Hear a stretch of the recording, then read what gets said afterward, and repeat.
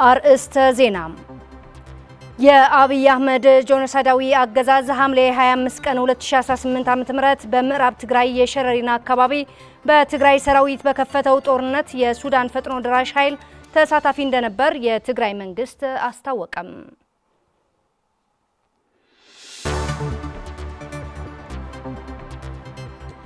በሱዳን የእርስ በርስ ጦርነት ውስጥ የአረብ ኤምሬት ጣልቃ ገብነት ከፍተኛ መሆኑንና በአካባቢው ሰላም ማደፍረስ የጎላ ሚና እየተጫወተች መሆኑ የሱዳን ድምጽ ዘገበም።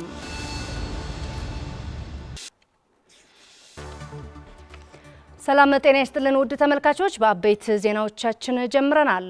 ከትግራይ ቴሌቪዥን በቀጥታ የሰዓቱን ዜናዎች እናቀርባለን። ፍርቱና ገብሩ ቆይታ አደርጋለሁ። የአብይ አህመድ ጆኖሳይዳዊ አገዛዝ ሐምሌ 25 ቀን 2018 ዓ.ም በምዕራብ ትግራይ የሸረሪና አካባቢ በትግራይ ሰራዊት በከፈተው ጦርነት የሱዳን ፈጥኖ ደራሽ ኃይል ተሳታፊ እንደነበር የትግራይ መንግስት ባወጣው መግለጫ አስታወቀም።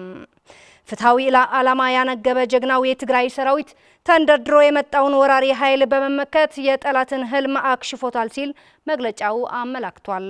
ገረዜር ኃይሉ ያዘጋጀው መዓዛ መኮንን ታቀርበዋለች።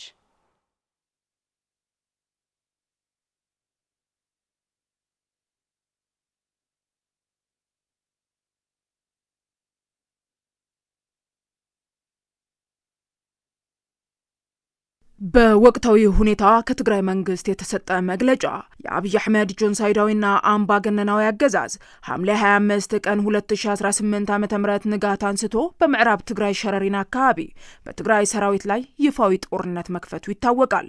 በጦርነቱ ላይ የሱዳን ፈጥኖ ደራሽ ኃይል RSF ተብሎ የሚጠራው በመሐመድ ሐምዳን ዳጋሎ ሐሜዲት የሚመራ ታጣቂ ኃይል እንዲሁም ከአካባቢው ተገደው የተሰበሰቡ ታጣቂዎች የተሳተፉ ሆነው ቅጥረኛው የጆኖሳይደሩ አብይ አህመድ መንጋ ሰብስበዋለኝ የሚለውን ሁሉን አይነት የምድርና የአየር ኃይል ተጠቅሞ ከንጋት እስከ አመሻሽ ተደጋጋሚ ጥቃቶችን ለማካሄድ ሞክሯል። ፍትሃዊ ዓላማን አንግቦ የሰማዕታትን አደራ ወጣለሁ ያለው ጀግናው የትግራይ ሰራዊት ተንደርድሮ የወጣውን ወራሪ በመመከት የጠላትን ህልም አክሽፎታል። በመሆኑም ሰራዊታችን ዛሬም እንደ ትላንቱ በደማቅ ታሪክ የሚሰነድ አንጸባራቂ ጀግንነትን ፈጽመዋል። ክብርና ምስጋናም ይገባዋል። ተነድቶ የገባው ቅጥረኛው የብልጽግና ሰራዊትና ሸሪኮቹ ለማየት በሚዘገንን ደረጃ ያለቁ መሆኑና የምዕራብ ትግራይ የጤና ተቋማት እንዲሁም ጎንደርና አካባቢዋ በቁስለኞች ተሞልተውም ይገኛሉ። ይህንን ተከትሎም በአካባቢው የተፈጠረውን መደናገጥ ለመሸፈን በርካታ ቁስለኞች በአውሮፕላን ተጭነው ወደ ሌሎች የኢትዮጵያ አካባቢዎች ተወስደዋል። አሁንም እየተወሰዱ ይገኛሉ።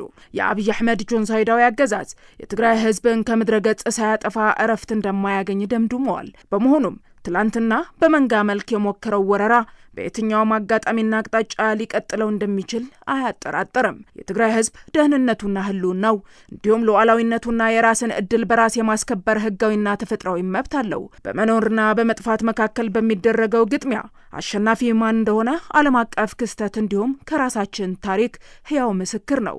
ክብርና ሞገስ ለጀግኖች ሰማዕታት። እንደ ህዝብ ከቶ አንጠፋም። የትግራይ ብሔራዊ ክልላዊ መንግስት ሐምሌ 26 ቀን 2018 ዓ.ም መቀለ። በኤርትራና በትግራይ ህዝቦች መካከል የተጀመረውን መቀራረብ የጋራ ህልውና ለማረጋገጥ ወሳኝ መሆኑ ተገለጸም። ይህ የተገለጸው ከጉሎ መኻዳ ዘላንበሳ ወረዳዎች እንዲሁም ከኤርትራ ሰንዓፈ ዞን የመጡ ነዋሪዎችና አመራሮች ሁለቱ ህዝቦች የጀመሩትን አንድነት ወደ ከፍተኛ ደረጃ ለማሸጋገር በተዘጋጀው መድረክ ላይ ነው። ሰለሞን አስመላሽ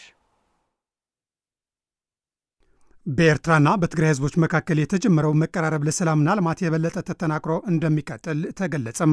ይህ የተነገረው ከጉሎ መኻዳና ዛላንበሳ ወረዳዎች እንዲሁም ከኤርትራ ሰንዓፈ ዞን የመጡ ነዋሪዎችና አመራሮች ሁለት ህዝቦች የጀመሩትን አንድነት ወደ ከፍተኛ ደረጃ ለማሸጋገር በተዘጋጀ መድረክ ላይ ነው። ጆኖሳይዳዊ የብልጽግና አገዛዝ በትግራይ ህዝብ የውሸት ተረክ በመፍጠር ከሌሎች አጎራባች ህዝቦች ዘንድ ጥላቻን በመንዛት አብረውት የጥፋት ሴራ እንዲተባበሩ በማድረግ ታሪክ ይቅር የማይለው ጨፍጫፍና ወንጀል ሰርተዋል። ይሁንና ተደናግረው አብረውት የተሰለፉት ኃይሎች አሁን የህልውና አደጋ ገጥሟቸው አገዛዙ ለማስወገድ አሰላለፋቸው ቀይረው አገዛዙ ከሸረበው ሴራ በተቃራኒ በመቆም ለህልውናቸው እየታገሉ ይገኛሉ። የዚህን ማሳያ አንድ የሆነው የትግራይና የኤርትራ ወንድም ህዝቦች አገዛዙ ሴራ በማክሸፍ ዛሬ ግንኙነታቸው በከፍተኛ ደረጃ ደርሶ ለሰላም ልማት ተባብረው ለመስራትና አብረው ለማደግ ያላቸው ቁርጠኝነት እያሳዩ ናቸው። በሁለቱም ህዝቦች አጎራባች ወረዳዎች ሲከናወኑ የቆዩ ወንድማማዊ ግንኙነቶች በየደረጃው እድገት እያመጣ መተማመን ላይ የተደረሰበት ሁኔታ ላይ ተደርሷል። ይህም ለሴረኛው የጂኖሳይዳዊ አገዛዝ አገዛዝ እንቅልፍ የነሳ ሲሆን ለሰላም ፈላጊ ህዝቦች መልካም ዜና ሆኖ እየቀጠለ ነው። ሐምሌ 26 ቀን 2018 ዓ.ም በጉሎ መኸዳ ወረዳ በዝባን ሑጻ አካባቢ በተካሄደው የህዝብ ለህዝብ መድረክ ላይ የተገኙት የጉሎ መኸዳ ወረዳ ዋና አስተዳዳሪ አቶ ሀፍቶም ባራኺ የኤርትራና የትግራይ ህዝቦች በታሪክ በመጡበት ስርዓት በባህልና በማንነት አንድ ህዝብ መሆናቸው ገልጸው ያለፉትን ቁስሎች በማዳን ብሩህ የወደፊት ጊዜ ለመገንባት እንዲሰሩ ጥሪ አቅርበዋል። በዚህ ዕለት እናካሂዶ ዘለና ዋዕላ ሰላም ርክብ አሕዋት ህዝብታት ትግራይን ኤርትራን በዛሬዋ ቀን እያካሄድ ነው ያለነው በወንድም የትግራይና የኤርትራ ህዝቦች ለረጅም ጊዜ ሊለያዩና ሊራራቁ የማይገባቸው ሁለት ወንድማማች ህዝቦች አዲስ የዝምድና ምዕራፍና አዲስ ብሩህ መጪ ጊዜ የሰላምና የልማት ጊዜ የሚያበስር ታሪካዊ የሰላም መድረክ ነው። ለዚህም እንኳን ደስ አለን። የትግራይና የኤርትራ ህዝቦች ለብዙ ዘመናት በፍቅር በሰላምና በአንድነት አብረው የኖሩ ወንድማማች ህዝቦች ናቸው። አሁንም ይህንን ተጠናክሮ ይቀጥላል።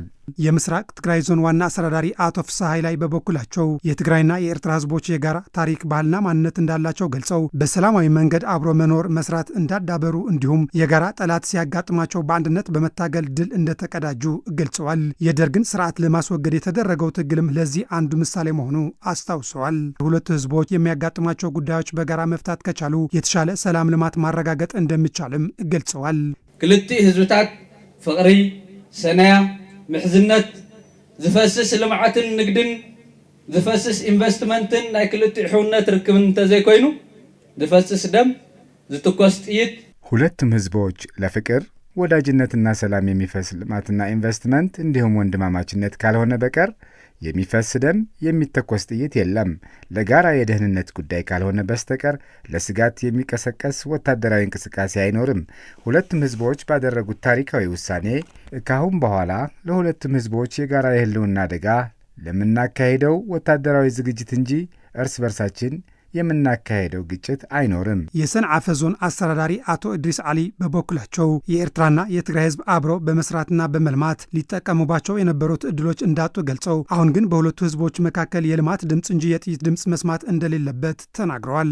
ታሪክና ናይ ሓባር እዩ መጻኢና ድማ ናይ ሓባር ስለዝኾነ ጽምዶ ድማ ታሪካችን የጋራ ነው፣ ህልውናችንም አንድ ነው።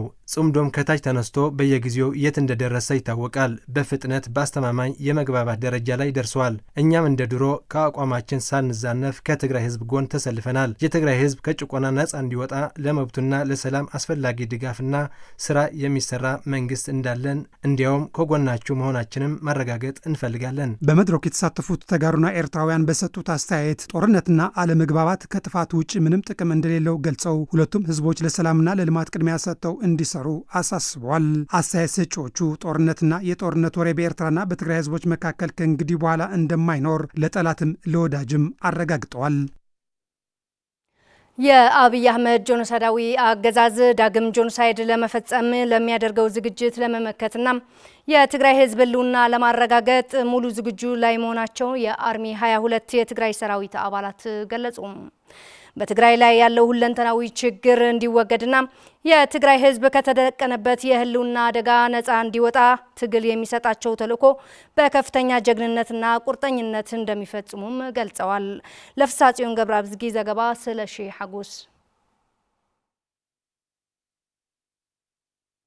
የትግራይ ህዝብ ለሰላም ሲል በትዕግስት እጅግ ከፍተኛ ዋጋ እየከፈለ ቢቆይም ጄኖሳይዳዊ ብልጽግና አገዛዝ እንደገና የትግራይን ህዝብ የማጥፋት ዘመቻ በመጀመሩ የህዝባቸውን ብሔራዊ ክብርና ማንነት ለማስጠበቅ ሙሉ ዝግጅት ላይ መሆናቸውን የአርሚ 22 የትግራይ ሰራዊት አባላት ገልጸዋል። ትግራይ ከም ሰራዊት ትግራይ ጠቅላላ ሰላም ዝል መርገጽ ጽንሕና እንደ ህዝብና እንደ ሰራዊት ችግሮቹ በሰላም እንዲፈቱ ቁርጠኞች ነበርን። ነገር ግን ጠላት ሁሉንም የሰላም አማራጮች በመዝጋት የትግራይን ህዝብ የማጥፋት ዓላማውን ለማስቀጠል አሁን ላይ በምዕራብ ትግራይ ላይ ውጊያ ከፍቷል። በመሆኑም ስርዓቱን ለመቅበር እንደ አርሚና ክፍለ ጦር ስልጠናዎቻችን አጠናቅቀን ተልዕኮ ለመፈጸም በመጠባበቅ ላይ እንገኛለን። ዝመጸና ወራርን መመከት የተጀመረብን ወረራ ለመመከት ዝግጅታችንን ጨርሰናል። በስነ ልቦና በትጥቅና በስንቅ አስፈላጊውን ዝግጅት አድርገናል። ሉዓላዊነታችንን ለማስመለስ ብቃት ላይ ነው የምንገኘው። ዝግጅታችንን አጠናቀን ለመመከትም ተዘጋጅተናል። ሉዓላዊነት ህዝብና ንምምላስ የትግራይ ሉዓላዊነትን ለማስጠበቅና ፈናቃዮችን ወደ ቀያቸው የመመለስ ትልቅ ኃላፊነት አለብን። ይህንን በማድረግና የተቃጣብንን ወረራን በመመከት ነው የህዝባችን ህልውናን የምናስቀጥለው። የትግራይ ሰማዕታት መስዋዕትነት የከፈሉለት ዓላማ ከዳር ለማድረስ የራስን ዕድል በራስ የመወሰን መብቷ የተረጋገጠና የተከበረች ትግራይ ለመገንባት እንደሚታገሉም የትግራይ ሰራዊት አባላት ገልጸዋል። ሉዓላዊነት ትግራይ ክንኸብር ናወል ስለ ትግራይ ተሰውኡ ብጾትና የትግራይ ሉዓላዊነት እናስከብራለን እያሉ ስለ ትግራይ የተሰው ጓዶቻችን ቃላቸው ወደ ተግባር መቀየር ስላለብን ታግለን የትግራይ ህዝብ ህልውና እናስቀጥላለን። ጀመርዎ ተግባር አው ጫፍ ጽሕኻ ሐለዋት ትግራይ ምርጋጽ እዚ ቃል ሰዋት በዝና እንገልጽ አተም ምሕደረም ከንጠልም የሰማዕታት ጓዶቻችንን አደራ ከግብ ለማድረስ ፈናቃይ ወገኖች ስቃይ እንዲያበቃ ግዛታዊ አንድነት ለማስጠበቅ የሚጠበቅብንን ኃላፊነት እንወጣለን። በትግራይ ላይ ያለው ሁለንተናዊ ችግር እንዲወገድና የትግራይ ህዝብ ከተደቀነበት የህልውና አደጋ ነጻ እንዲወጣ በሚደረገው ትግል የደጀንና የግንባር አንድነት ሊጠናከር እንደሚገባ የገለጹት የትግራይ ሰራዊት አባላት የሚሰጣቸውን ተልእኮ በከፍተኛ ጀግንነትና ቁርጠኝነት እንደሚፈጽሙ አረጋግጠዋል። ብት ዘሎ ሁነታት ደጀንና ሰራዊት ዘሎ ሰራዊትና ህዝብ ግንባርና ደጀን በመሆን የህዝባችንን ህልውና እናስቀጥላለን። ሓደ ከምዛ ዝነበርናያ አኹት ተቃድና ለዓምና ነበርና ከዚህ በፊት በጋራ ሆነን ተካፍለን በልተናል። ደጀንና ግንባር ሆነን ያስመዘገብነው ድል አሁንም በብቃት ደግመን በማሳየት ድል እንቀዳጃለን። ተዓወተ ይተርፈን ድል ተቀዳጅተናል። በወረራ የተያዘብን የትግራይ መሬት ነጻ በማውጣት የተፈናቀለውን ህዝባችን ወደ ቀዩ ለመመለስ ከህዝባችን ጋር በመሆንና በመረዳዳት እውን እናደርገዋለን። የህዝቦች አንድነትና ጥምረት ትብብር በፍጥነት እየጎለበተ መምጣቱ በአገዛዙ ከፍተኛ ድንጋጤና ስጋት ውስጥ እንዳስገባው ፖለቲከኛው አቶ ልደቱ አያሌው ገለጹም። አቶ ልደቱ አገዛዙ በጦርነት ድል የማግኘት እድሉ እየተመናመነ መሆኑን በግልጽ መታየቱንም ገልጸዋል። ታደሰ ልጅ አለም አዘጋጅቶታል።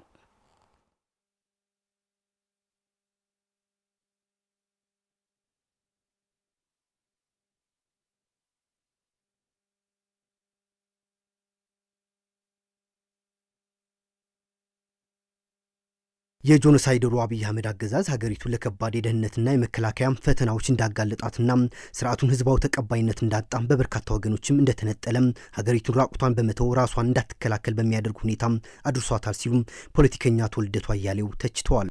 ህወሓት፣ ፋኖ፣ ኦላ ከበቂ በላይ ይህን መንግስት አውቀነዋል። ይህ መንግስት ምንንም መመከት የሚችል አይደለም። ራቁቱን የቀረ መንግስት ነው። ህዝባዊ መሰረቱን ያጣ መንግስት፣ የተነጠለ መንግስት ነው። በአንድ ግለሰብ ግልብ ግለሰብ የሚመራ መንግስት ነው።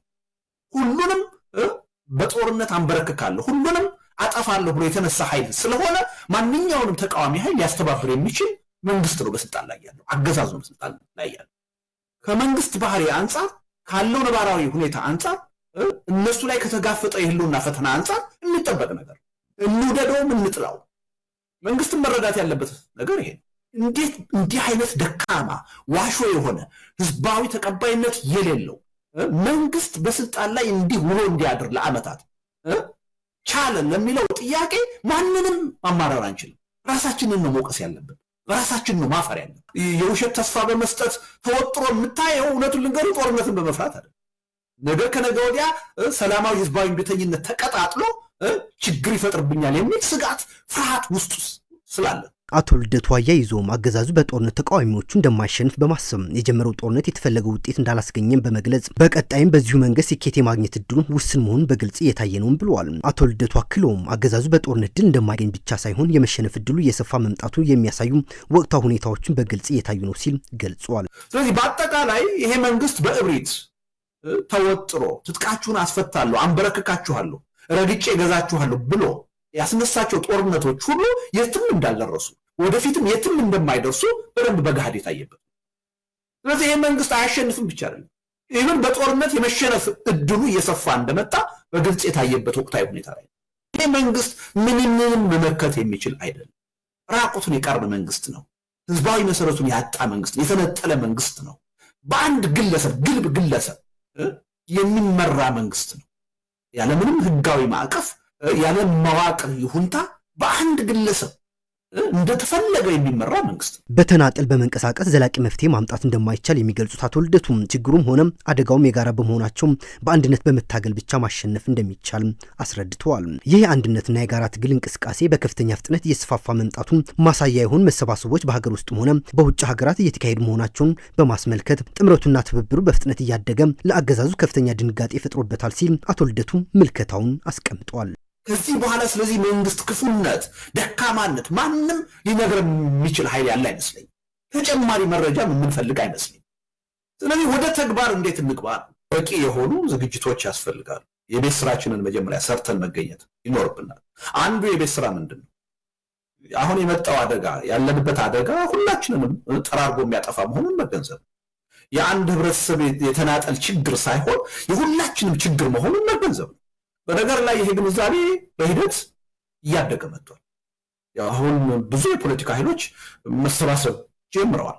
አይ በተናጠል የትም አንደርስም፣ ችግሩ የጋራ ነው፣ አደጋው የጋራ ነው፣ በጋራ ታግለን ነው ይሄን ችግር ልንወጣው የምንችለው የሚል አስተሳሰብ በከፍተኛ ፍጥነት እያደገ መሰባሰቦች በውጭ ሀገር በሀገር ውስጥም እያየን ነው። ህወሓት፣ ፋኖ፣ ኦላ በምን መልኩ ተባብረው ሊሰሩ ይችላሉ የሚል ጥያቄ ራሱ እንደ ጥያቄ ሊነሳ ይችላል ብለህ ኢትዮጵያ ውስጥ ከ2-3 ዓመት በፊት ታስብ ነበር? አይታሰብ።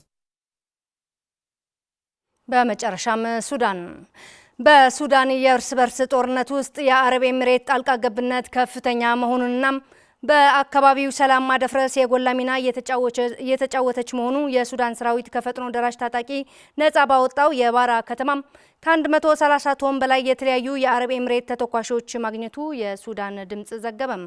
ብርሃነ ገብረስላሴ የተዘጋጀው ዝርዝር አለው።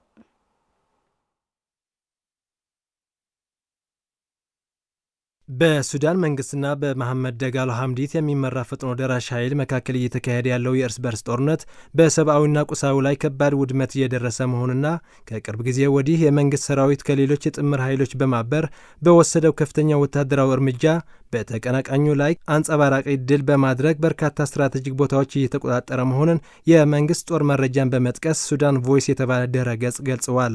የሱዳን መንግስት በዚህ ድል አድርጎ የተቆጣጠራቸው ቦታዎች ታዲያ ለፈጥኖ ደራሽ የሚያገለግል በተባበሩት አረብ ኤሚሬት የተሰጠ ከ1300 ቶን በላይ የተለያዩ የጦር መሳሪያዎችና ቁሳቁሶች በሰሜናዊ ኮርዶፋን ተከማችቶ መገኘቱን ድረ ገጽ አመለክተዋል።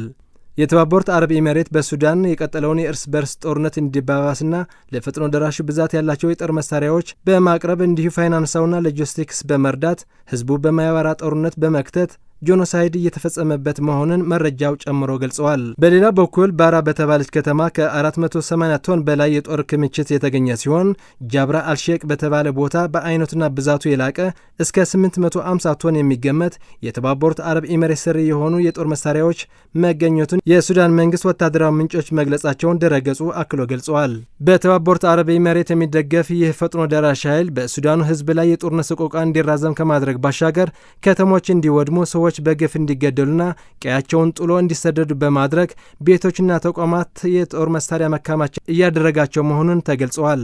የተባበሩት አረብ ኤሚሬት በትግራይ ጦርነት ጊዜ ጄኖሳይደሩ የአብይ አህመድ ስርዓት ልክ እንደ ሱዳኑ ፈጥኖ ደራሹ ኃይል የተለያዩ የጦር መሳሪያዎችና ድሮኖች በመርዳት በትግራይ ህዝብ ላይ የከፈተውን ጄኖሳይድ ጦርነት የከፋ እንዲሆን ማድረጉ የሚታወስ ነው። ውድ ተመልካቾች ከትግራይ ቴሌቪዥን በቀጥታ የሰዓቱን አበይት የአማርኛ ዜናዎች ወደ እናንተ ስናቀርብ ቆይታ አድርገናል። ፍርቱና ገብሩ ቆይታ አድርጌያለሁ። ከቀሪ የትግራይ ቴሌቪዥን ፕሮግራሞች ጋር መልካም